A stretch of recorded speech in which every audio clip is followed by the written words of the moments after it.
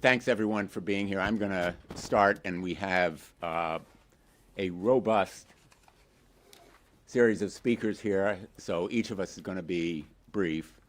I guess I'm going to begin by channeling my Lindsey Graham to say, this is a big effing deal. And we are all doing good today. Lindsey would be proud of each of us and of all of our colleagues who are joining today. This sweeping sanctions bill has been long in the works. It took painstaking, sometimes painful negotiations and discussions, but it meets a pivotal moment. Ukraine is at a crossroads. It is turning the tide on the battlefield. It is reaching deep within Russia in destroying its manufacturing and refining capacity. It's inflicting casualties of more than 30,000 a month, and it is taking back territory. The wind is in its sails, and now is the time for this sweeping sanctions bill. It's been referred to as a tariffs bill, but actually it imposes full blocking sanctions on wide swaths of the Russian economy, including its energy industry, financial industry, defense industrial base, oligarchs, business people, and Vladimir Putin himself. It imposes tariffs that are targeted, narrowly limited to the 5 major purchasers, up to 100%, with waiver authority that is narrowly tailored and constricted. And those 5 major purchasers right now of oil are China, India, Slovakia, Hungary, Azerbaijan. And on gas purchasers, it makes an exception for the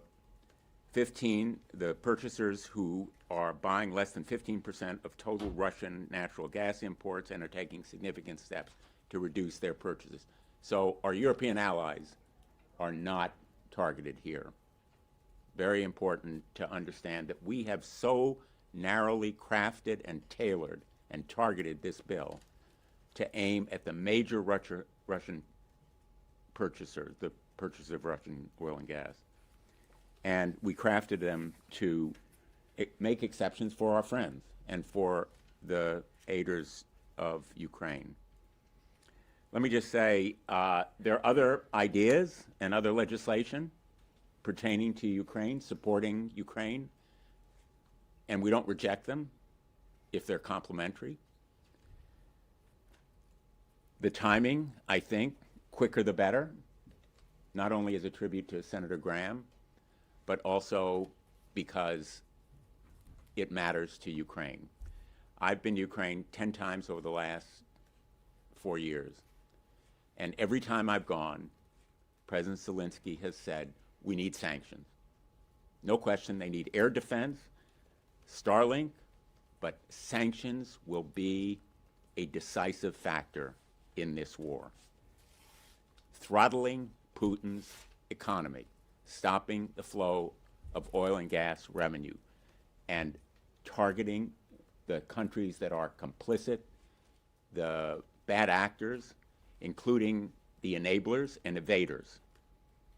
It's a complex and long bill, but it is truly a tribute to Senator Graham that we are at this point.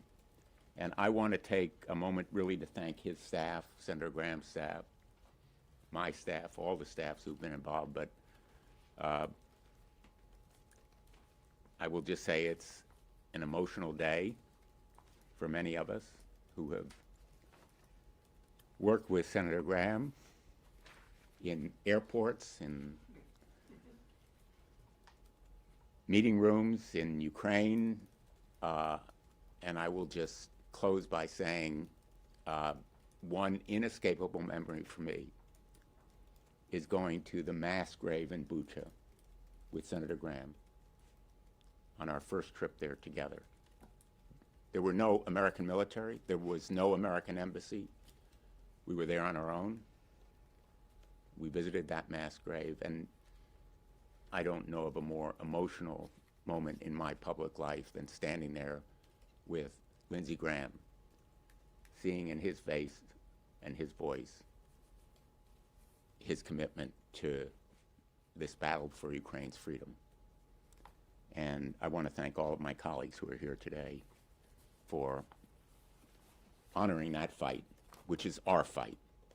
Their fight is our fight. If Putin is not stopped in Ukraine, he will keep going against our NATO allies, and we will be on the ground with troops potentially fighting Russia. So thank you for being here, and I now turn it over to my great colleague, Senator Katie Britt. I want to start by thanking Senators Blumenthal, Shaheen, Wicker, and Senator Graham. The four of you have kept this moving. You've kept it going. You've gotten us to this point. But as we know, nobody has done more than Lindsey Graham.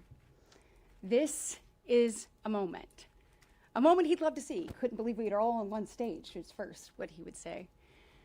But number two, he worked on this tirelessly, relentlessly. He wanted this to happen. He knew it was the right thing to do, and he knew it was what we needed to do.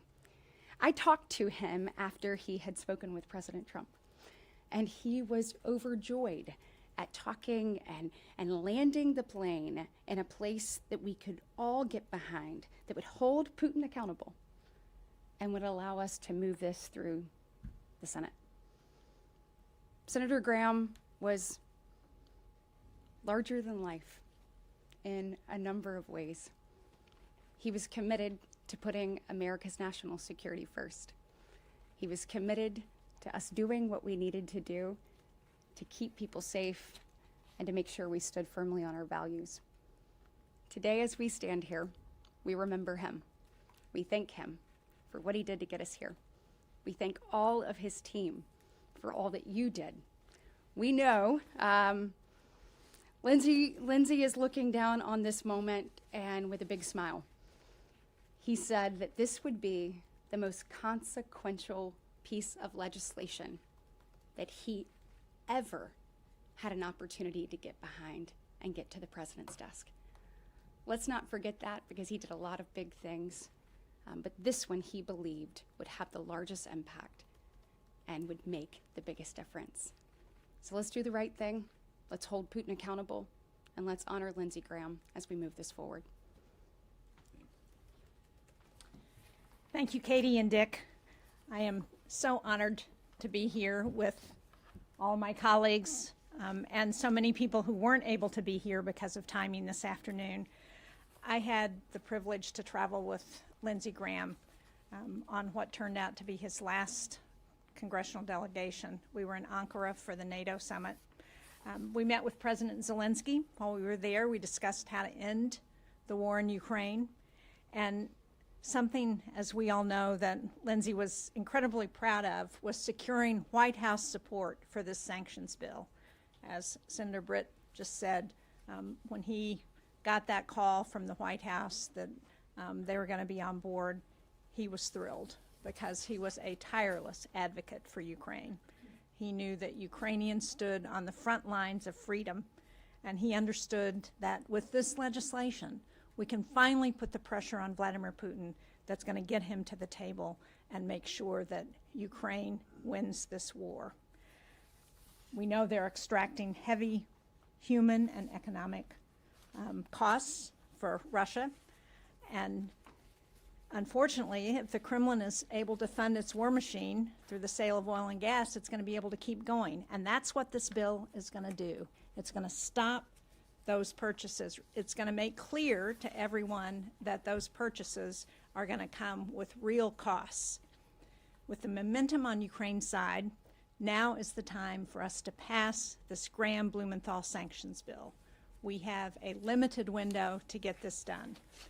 As Katie and Dick both said, in his final days, Senator Graham spoke about how he viewed this bill. and it was as one of the most consequential pieces of legislation that he had ever done.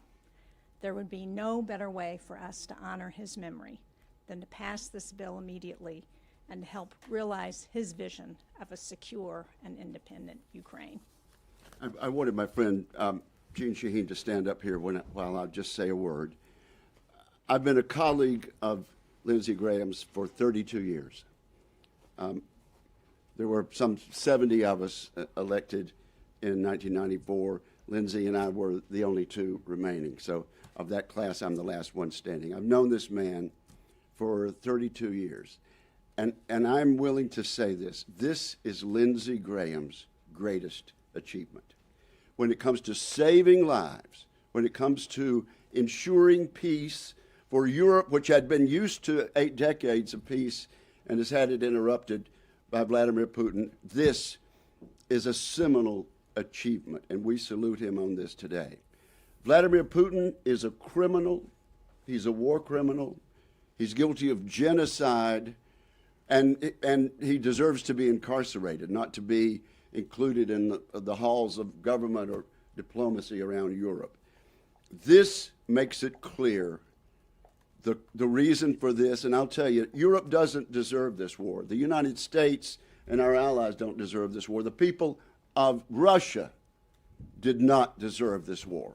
This is Vladimir Putin's war.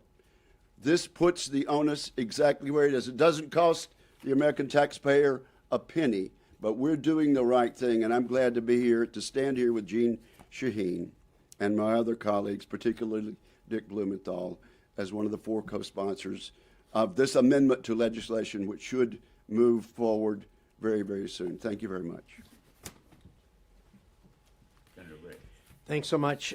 First of all, let me say that Senator Shaheen and I from the Foreign Relations Committee worked with Senator Graham on this, along with a number of our other colleagues, many of whom weren't on the Foreign Relations Committee, but all have an interest in some way in the lanes they work in, and from other relevant committees. And we've been working on this bill for more than a year.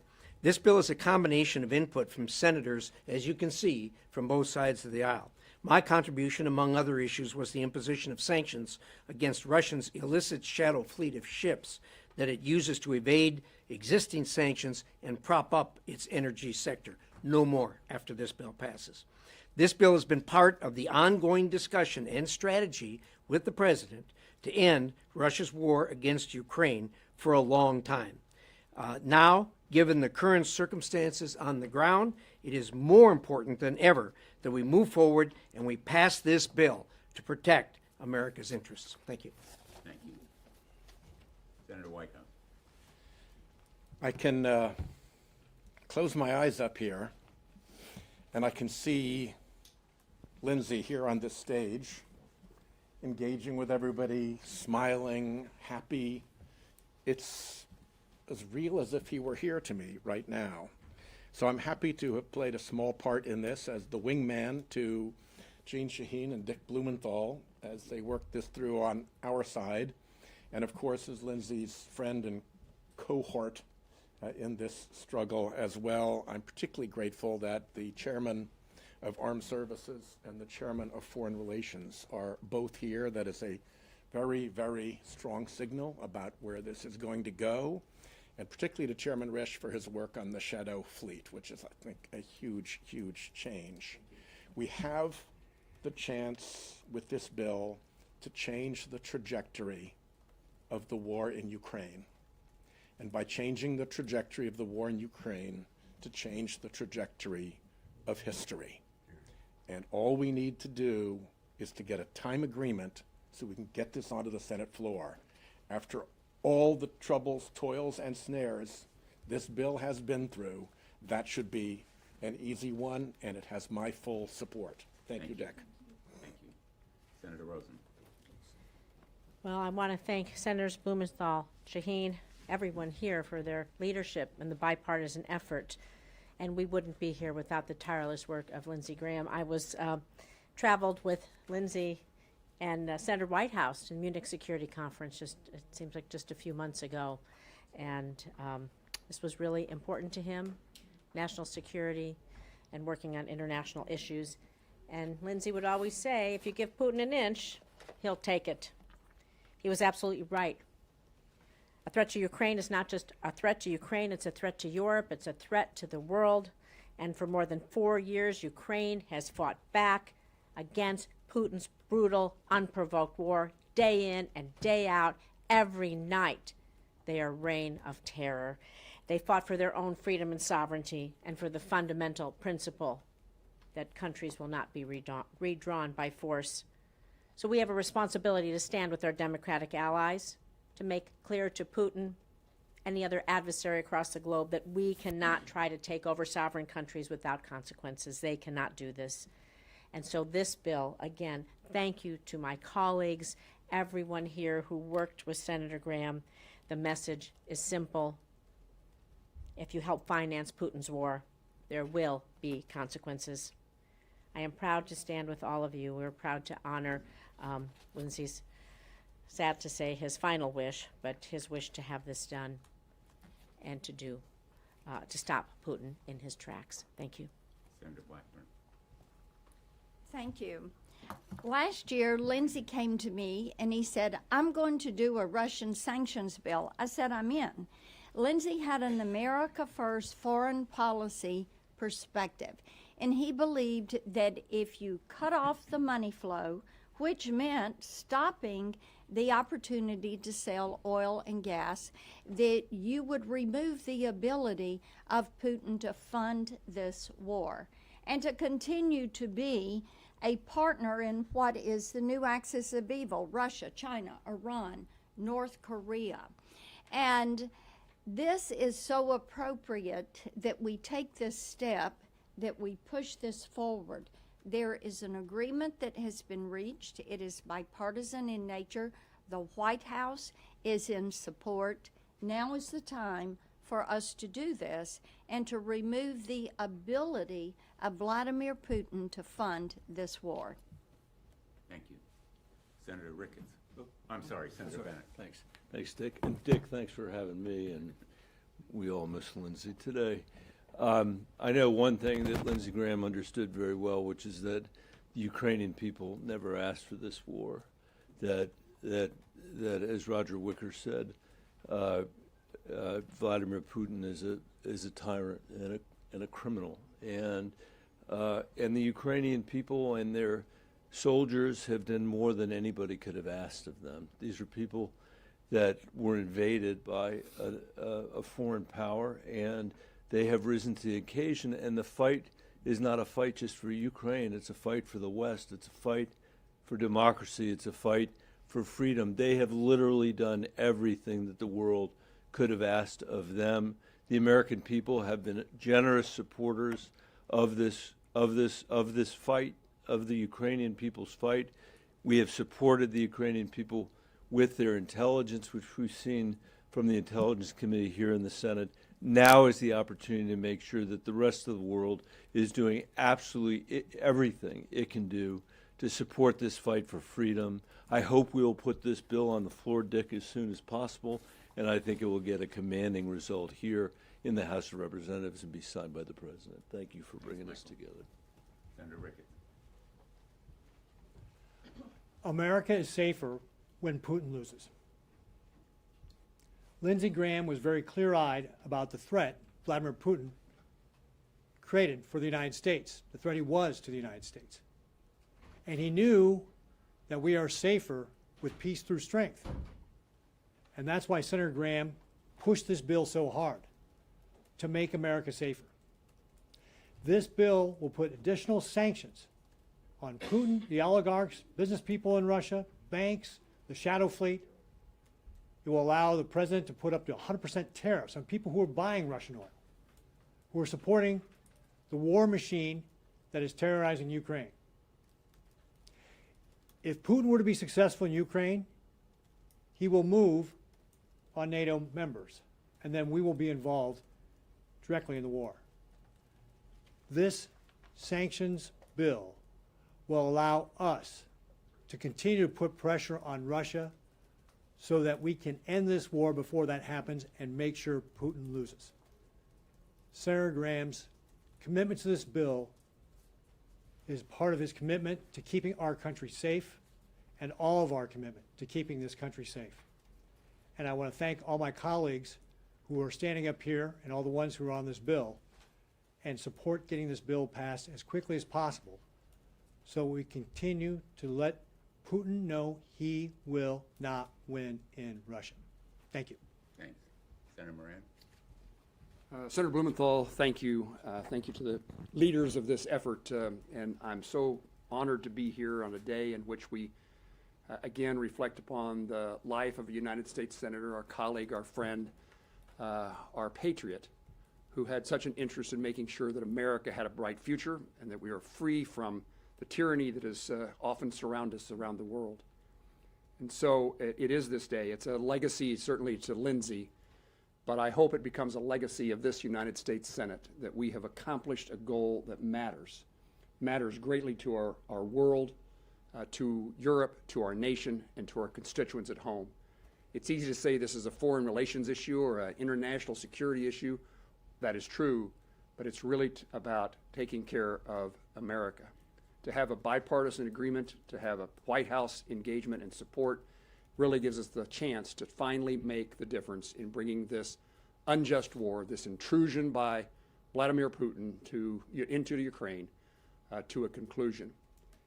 It's frustrating for all of us to work in the environment in which we do. We all want to accomplish more than we are able to accomplish. This is an example with a good cause, in fact, a great cause.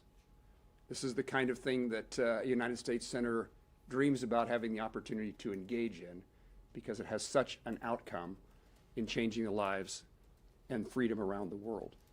So I encourage my colleagues that we all work closely together. We don't let any kind of small detail or technicality keep us from proceeding. Time is of the essence. Every day that goes by, more lives are lost. And every day that goes by, there's more risk to the world. So I look forward to working with each of the folks on this stage and every colleague in the Senate, in the House and the White House, to make sure that we are not just commended for our efforts to do something, but finally we can be commended for the results of what we're doing. And so I appreciate the chance to join my colleagues today to express the gratitude that I feel for working with all of you to take up a cause Lindsey Graham so eloquently, well, I don't know if he was eloquent, so vociferously championed that mattered. Thank you. I think you're safe with eloquently. Eloquently, vociferously championed. Senator Cruz. Lindsey Graham was an historic United States Senator. He was energy and motion. He was passion. He loved this country ferociously. He loved the men and women of the military. His every waking moment was spent fighting for the men and women of the military and fighting to make this country safer. He was humor and wit. I cannot count the meals I had with Lindsey where my ribs would hurt from laughter. I'm going to look across the dinner table and it's going to feel empty and dull and dry. And now it means I'm going to have to invite John Kennedy to join me instead. Katie said Lindsey was a giant of a man. And I could close my eyes and hear him standing here going, "No, I'm not." But his self-deprecating wit brought everyone together. He was a dear friend of mine and a dear friend of everyone here. He was beloved in the United States Senate. And he was beloved by Donald Trump. I got to say, the relationship Lindsey Graham and Donald Trump had, I've never seen anything like it. It was extraordinary. They would disagree 9 times and still be laughing and loving each other and working together on a dozen other issues. And I'll tell you, the enemies of America had no more committed opponent than Lindsey Graham. If you are America's enemies, if you seek to do harm to our armed services, if you seek to endanger the lives of Americans, Lindsey spent every waking moment thinking about how to stop you and how to keep America safe. This bill is a direct manifestation of that, of standing up to Russia and Vladimir Putin. Lindsey is irreplaceable. I was asked by a reporter who will fill his shoes. Nobody, mostly because they're too small. But nobody will fill the role that Lindsey Graham played in this Senate, but we do have an obligation to carry on with his same devotion to the American people, and I can think of few more fitting testaments than for this body to take up and pass overwhelmingly the bill that Lindsey personally negotiated with President Trump, what I think should be known as the Lindsey Graham Russia Accountability Bill. His impact will last through the decades. This legislation will as well. Thank you. Senator Tiller. Just very briefly, I agree with everything that's been said here, but let's think of, Lindsey and I served on Judiciary Committee for 12 years. That man was criticized how many times for being bipartisan? 70%, 75% of the Obama judges, he's confirmed. This is a time for our members to act like he did. Take off your red jersey, take off your blue jersey, get this bill to the floor and get it passed to the House and the President's desk. It's great policy, but we owe it to Lindsey to let this one piece of legislation enjoy the bipartisan spirit that he did the entire time I was with him. Hear, hear. Thank you. Any questions? Yeah. The president today was asked about this bill during an Oval Office meeting, or the premise of this bill, I guess, and he suggested that perhaps there would be sanctions also related to Iran or Hezbollah attached to this piece of legislation. Is that something that you all have discussed, and is that something that would be supported in this group? With all due respect to the president, he has approved this bill, and we should move forward with this bill rather than opening it, in my view, to other potential targets. If there are other bills that he wants to propose, we'll consider them. But I think this bill has been negotiated over almost 2 years, painstakingly, sometimes painfully, at great length. It's highly technical in a lot of its language. It's complicated, and it will have huge impact, historic difference in a fight that is ongoing where Ukrainians are losing their lives, literally, tonight in Ukraine. The bombs and missiles and drones are hitting civilians, and we need to strengthen Ukraine right away, now, without delay, and move this bill on the floor. Previous iterations of this bill, as you know, have gotten criticism from members of the House, especially House Democrats. Do you have them on board with this as well? Have you talked to your counterparts in House Representatives? I have talked to colleagues in the House, and they understand this bill can move. This bill has the President's support. We have it in writing from the administration.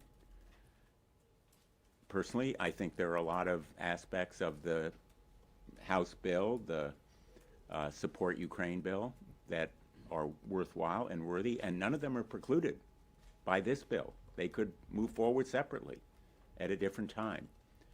But we have a very powerful bipartisan coalition, as evidenced by what you see on this stage. A picture's worth 1,000 words. And it is building even as we speak. So I think that the House will pass as readily as the Senate if we move quickly. Let me just add to that. The House, many of the comments from Democratic House members have been based on the original bill. This is a very different bill. It dramatically narrows the tariff provisions and focuses on those countries that are really funding Russia's war. And so I think when they have a chance to look at this bill, we may see a different response than we saw to the original bill. Yeah. Thank you, Senator. Congratulations on the bill, and all of your tributes to Senator Graham were really heartfelt, so it's very nice to hear. For the tariff rate, it says in the bill that it's rate greater than 0 but less than 100, what's your expectation for the rate that's going to be imposed on the top 5 purchasers, given that there's an exemption for like European countries, but looking at China, India, maybe sanctions evaders as well? I think the decision about the exact rate will be determined by the United States Trade Representative. We've had extensive discussions with him, and I think it will be set at a level appropriate to discourage strongly China, India, and other major purchasers of Russian oil and gas. And remember that there are reporting and certification requirements from the U.S. trade representatives to the Congress if the rate is lowered. That waiver requirement is in the bill, and it is, again, very narrowly tailored. And just to emphasize a point that Senator Shaheen made, there's a message in this bill. It gives the United States leverage, but it also gives Ukraine leverage. It gives Ukraine critical leverage, hopefully at peace talks, because the ultimate goal here is peace. Nobody wants this war to continue. Nobody wants continued slaughter and bloodshed. And Putin is aiming at civilian targets. He is killing women and children. You see it every day if you watch it. The aim is not to prolong the war, in fact, exactly the opposite. And nobody felt that point stronger than Lindsey Graham. And the rate that's set should bring maximum pressure to bear on Russia and its complicit partners in fueling its war machine. With how much still needs to happen in the Senate, with the legislative calendar, there's so many must-pass bills coming up. When do you all think this could actually come up? And have you gotten any assurances from leadership about how quickly we could see movement? Well, we've talked to the majority leader, and I'm not going to speak for him, but essentially he has said to us that he's ready to go forward when we have the votes, and I think we have the votes. I understand the value of this as a signal for U.S. support for Ukraine, but past sanctions packages have had difficulty in bringing Russia's wartime economy to a halt. Can you talk about why you think this bill is different, and then what it could do to actually bring a path toward peace? Well, this bill imposes really sledgehammer sanctions on the companies, the oligarchs, the evaders, countries that in effect provide a platform for sales. The sanctions piece of this bill is truly scorching. And then there are the tariffs that hold accountable countries that are complicit. 5 major purchasers of Russian oil and gas, and the evaders. And thanks to Senator Shaheen and Chairman Risch, crackdown on the shadow fleet. For the first time, really effective and targeted aiming at the shadow fleet. So it is a broad, sweeping bill that potentially can have a historic effect. It lacks, and I have to be blunt, it lacks the military aid that many of us feel the United States should be providing. Ukraine is desperate for air defense, and as well longer range weapons platforms. And we've advocated them. Senator Graham and I spent a lot of time, sweat and tears, on advocating for those weapons platforms. And this is the limit of what we can achieve, but it is a bill that will pass, plus it is highly effective and therefore different. One more question. Thank you. Yes. Could I ask you about the concessions or the compromise that you would have to do in order to persuade White House to support your bill? Could you talk about that? And would you be able to pass the bill before August? The White House does support the bill, and I believe it can be passed before August. And I would say that The negotiating points were largely technical, but most important to target the major purchasers. In the original bill, 63 countries potentially could have been tariffed. In this bill, it's 5 oil, 5 gas, and there's some overlap. So it's a very discrete number of countries, which I think is to the good. Thank you all Thank so you much. all. Thank you all. Susan, schedule a team on Tuesday morning. Which we would ask that they delay. And she said, she didn't say, her staff said,